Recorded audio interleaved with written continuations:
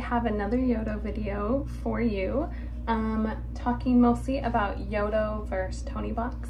There's a lot of videos out there already talking about the specifics, so I'm gonna kind of talk about like what we like and dislike about the differences rather than like volume or, you know, specifics like that. Okay, so to start off, we have had this Yoto, I want to say 4 years. We've had a couple of issues with it, but everything was fixable. Like it was making like this weird, like really loud noise. So I messaged customer service and they were able to reset it and it worked just fine. It has the face on here because it's not connected. We don't get Wi-Fi out where I live. But I can connect all of these through if I open the app on my phone. And then when you guys actually commented this for me, and then I use my husband's hotspot, I can connect it. So I can get them all updated and everything out here too. So the Mini, we probably got our first Mini a couple years ago. I do have a video specifically comparing these. And then the Toniebox we got about 6 months ago for my daughter for Christmas because my friend has one. And my 2 younger kids that are 6 and 3 were really enjoying the specific stories. So that's like my first kind of thing that they prefer about the Toniebox is that it gives the actual voices. The Yoto does sometimes too, but so for like Lion King, and I have a little basket with our figures and cards in it, but Winnie the Pooh, for example, she started watching the movies, my 3-year-old, and the Toniebox has the actual voices like from the movies, and it's more of the movie story, and she really liked that. Not to say she doesn't enjoy the card because that's the books, which we also read, but that's just kind of like one of the differences that stood out to me is that the Yoto, I would say, is a lot more audiobook based, and the Toniebox has like music and stories, and at least the ones that we have are based on like movies or like things rather than books. So the Yoto is definitely good for my older kids. My 6 and 8-year-old, I would say never reach for the Toniebox.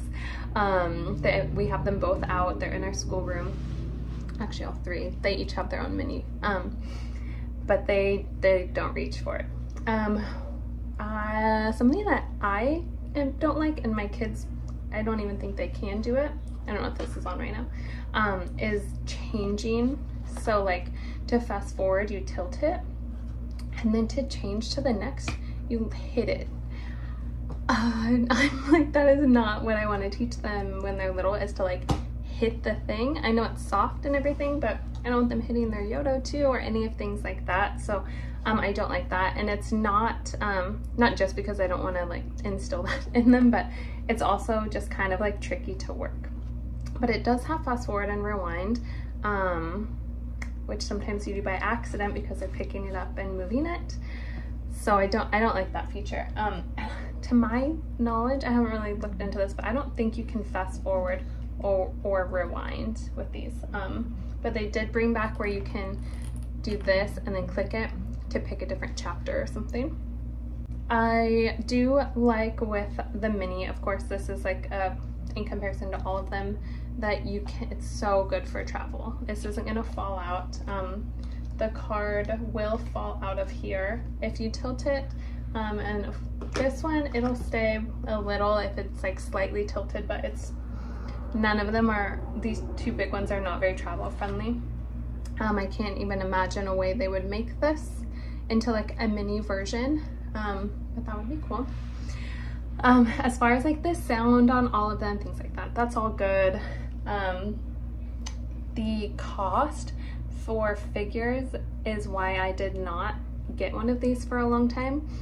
I got it on a Black Friday, and it was I think $100 for this and then like 5 of the figures, and I thought that was a decent deal.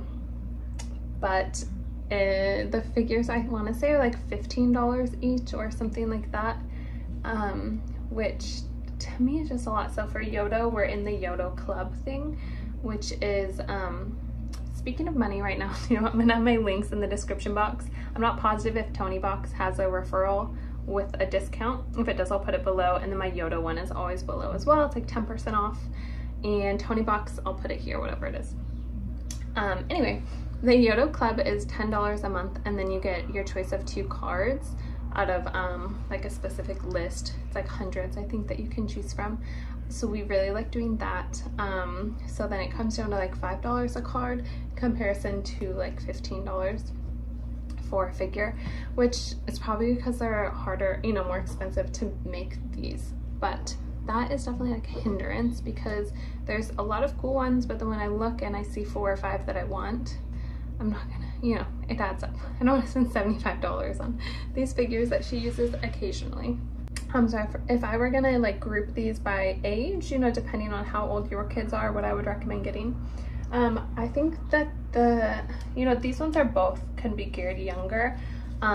If you have a very young child, I think the big Yoto is really good. It has the magnetic charger, which actually I don't know if it comes with it anymore or if you have to add it on. So it just really simply slips on and off. I'll show the Toniebox difference in a minute. And then they can very easily put the cards in.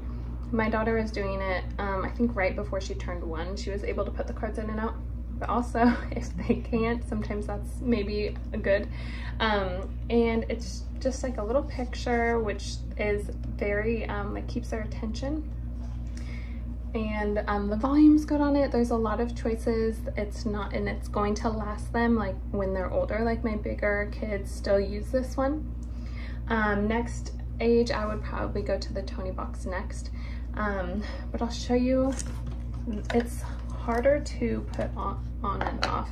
So that is not charging when you just set it, kind of like the Yoto. All you have to do is set it. You have to like push it in, and then it's here, so it's not gonna like, it's turning on now. It's not gonna fall off, but you really have to pull it off if they want to take it somewhere.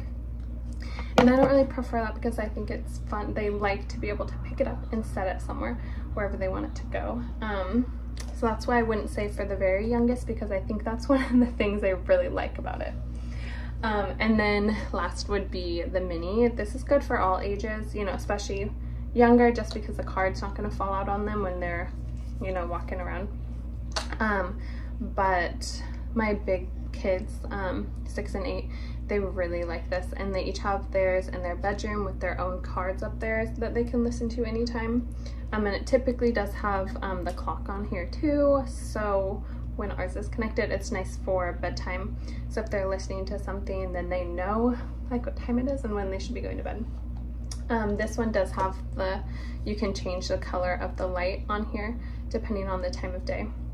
If you'd like to do that, like wake at a certain time sort of thing, and you just set it for that. But I think those are the main things that I would say about these that I prefer over the other. They honestly are all great. You can't go wrong with them. It's just the cost of these is the main thing, I guess, that I'm not loving, and then those other couple of things. But overall, they're really great. If you want to learn more about the Yotos, I go really in depth in my big Yoto classic, I guess, and mini Yoto review in comparison.